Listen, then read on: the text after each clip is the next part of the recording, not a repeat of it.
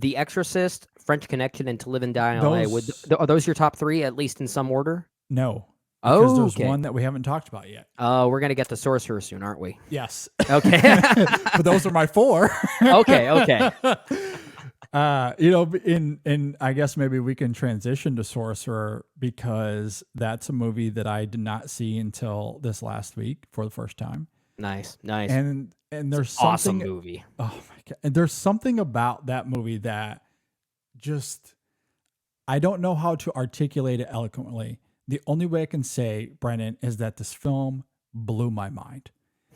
It absolutely blew my mind, because the whole movie, from a plotting perspective, and I cannot emphasize this enough, all they are doing is driving four drivers from one location to the next. That's it. That's the whole plot of the movie. There's a little bit at the beginning that shows us how these four characters come together. And I love the structure of that.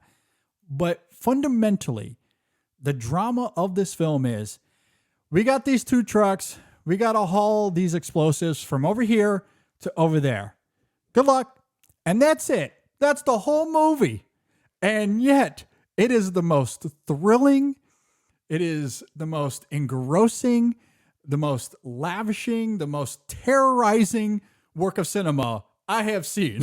Like, it is incredible, that movie. How he takes something so mundane and makes it immaculately cinematic. Like, I think of that moment where they gotta go across this turn. That's it. Oh, yeah. The whole thing is, we're driving this way, and I guess if you're listening, you can't see my hand gestures, but we're driving straight on this road, and then there's a little bit of a bend to the left.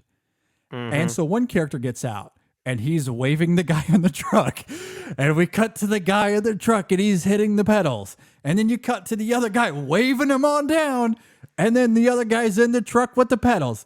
That's the whole sequence, and it is absolutely exhilarating. Like I don't know how he did that. It's like if someone were to describe, you remember the action movie from the 90s, Speed? But what if the criteria is that if it went below 25 miles per hour, it blew up? Seriously, like, yeah, that is the perfect way to it is some of the most heart-pounding cinema that I have maybe ever seen. But what is happening, like, from just a logical, literal perspective, from a pragmatic perspective, is insanely mundane. I mean, there's really nothing that, like, they're crossing a bridge. That's it. Now, granted, there's a big storm. It's a wobbly bridge. Yeah. I'll give them that.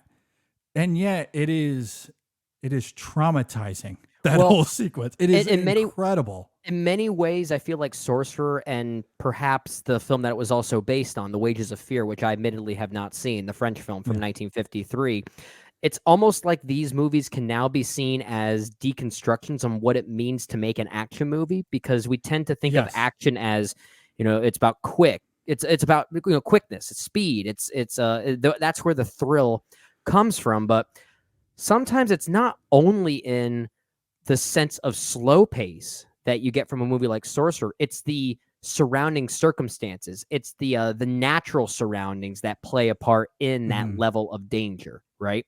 Yeah. And that's where I think the film is really interesting, because yes, that bridge sequence, which is, again, it's iconic for a lot of the same reasons as the car chase in The French Connection, right? Just a very different vibe, but perhaps has the same level of, I guess, status, if you want to call it that, from the 1970s with regard to action cinema.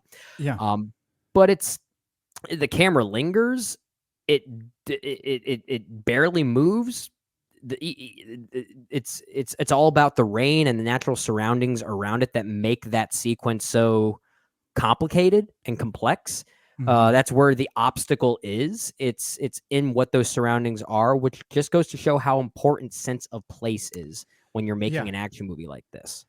And also, as much as I love that, the other thing with Sorcerer that I just cannot get over is the storytelling and how he utilizes these four characters, because, and this is a little bit of a precursor to Live and Die in LA as well. Sure. In the sense that our four central characters here are not guys that we are endeared to at all. Mm-hmm. And yet he still has to find a way to make us engage with them. What we're talking about here is an Irish American gang member who helps rob a church and nearly kills a priest at the beginning of this film. There is a French businessman who is trying to embezzle a bunch of money. He does a lot of illegal stuff financially. Then there's an assassin and a terrorist. Those are the guys we're talking about. Not guys with good convictions. These are characters that in any other film, they're the villain. They are. They're the antagonist. But in this film, he brings them together as our four protagonists. Yeah. And there's a version of this movie where we loathe these guys. And I think there's an element of this film still where you don't really ever empathize with them. No, but you can't take your eyes off of them. But you can't take their eyes off of them. Their performances are very good. And yet we engage with these little mundane tasks because of the filmmaking, because of the performances. Yeah. And you do kind of get to know them enough. There's not a lot of writing to them, but there's enough within that filmmaking and within the performances where you get to know them enough. And maybe some of it is just because of the harrowing stuff that they're tasked to do, how they overcome it and overcome these obstacles emotionally and physically, that you just start to maybe root for them a little bit before Friedkin comes to an abrupt halt at the end of the film to go, actually, that's not how this is going to go. That's not how this is going to end. Nope. And he pulls that rug out from under you once again. And we remember that we're rooting for not great people. Yeah. And so dramatically he ends the film, I think, in a way that is probably the right call. But also from just the storytelling perspective, it's very subversive, probably challenging for a lot of people. Yeah. But I love that. I love that he makes a movie about four characters that we really shouldn't care much about. And he does it through incredible simplicity. And yet within the confines of that simplicity, it's some of the most heart-pounding cinema you will ever watch. How he pulled that off is nothing short of a miracle. Well, and I think that's another thing we have to acknowledge with these movies. And we sort of already alluded to this with regard to The Exorcist and how great of a performance piece that is. These movies are just so well cast because any other actor that isn't as experienced or as talented as the people that are in these movies would lead to that more black and white mentality that you're talking about in any other lesser filmmaker's hands, right?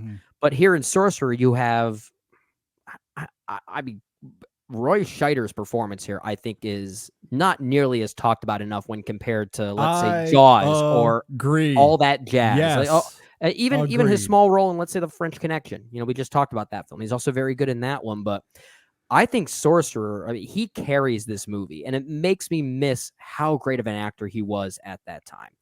His role after role, he was banging out these great performances, and man, does he add a lot of nuance to this movie that may not have even existed on the page. But when I say not existed on the page, I don't know that for sure, because I'm sure the original French film had that as well. I just haven't seen it, but it is a classic from what I understand. But what he's doing here, I think, is great. I completely agree. I think this is some of his best work. It just comes in a movie that unfortunately did not do very well at the box office, and its legacy just hasn't been there with the Jaws and some of his more prominent work. But I think his performance is astounding here. Bruno Kremer, I'm probably butchering that name, but I think he's excellent here. This was his first English-speaking role. Francisco Rabal, I think, is quite great. I mean, they're all very good. Yeah. And I just love how Friedkin utilizes these characters here that, for all intents and purposes, they're very flawed characters, very prickly characters, and yet we're still utterly engrossed by them. And just the filmmaking, the craft here. I mean, the cinematography as they cross that bridge, I don't know how he pulled it off. I don't know either. It's just it's amazing. It's so good. It's so good. The sequence where they have to blow up the tree blocking the road and the drama and the conflict there, and how it all builds up to, because in the film, this is again the simplicity. Like, this dynamite is so vulnerable that any little movement could blow it up. So any little mistake could be the end. Yeah. And that one little thing is all you need to create so much tension that freaking takes advantage of. And I just love that film so much. So it doesn't have the legacy behind it as The Exorcist or The French Connection, but I think there is a strong argument to be made that it is his best film. I think there's an argument to be made. I think at the very least his best directed film from a technical standpoint. I think that argument can at least be made. I know we're kind of already in mid-conversation on how we're slowly ranking these films, and my initial thought is that this would just round out my top 5, but I don't know. The more we talk about it here and now, I might want to put it in my top 3. I mean, this is why his loss is so devastating, because I think we sometimes forget just how great he was, almost like we took his work for granted. We see The French Connection and The Exorcist, but we don't talk nearly enough about these other movies, and in some ways they're kind of just as good. I mean, it's incredible. There are very few filmmakers that could pull off several of his movies. Yeah. But especially Sorcerer. Yeah. Because like you think of something like The Exorcist, and there have been other movies to follow that none of them have reached the heights of The Exorcist, but some of them have used those tropes and created some things that's compelling. Sure. The French Connection, a lot of movies owe its gratitude to that movie that have been compelling, or the murkiness of Los Angeles and the police procedural.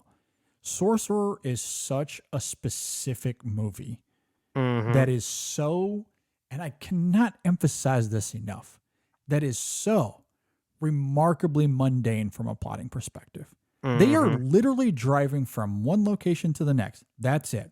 There are very few. George Miller, as we stated, can do it. We've seen him do it. But there are very few that can make that as engrossing as William. Like, that is such a very unique thing. Yeah. That to me just kind of gives Sorcerer a leg up. But that's again, The Exorcist, all-timer. French Connection, elite. To Live and Die in LA, elite. Like, those are easily the 4 for me. Any filmmaker would dream to have those 4 films in their filmography. Absolutely. Yeah, exactly. No kidding. So again, like, I will listen to the argument, not that this is a hot take, that The Exorcist is his best movie. Fine. That's seems pretty clear enough. Sorcerer is still probably my favorite. I think so that might be your number 1.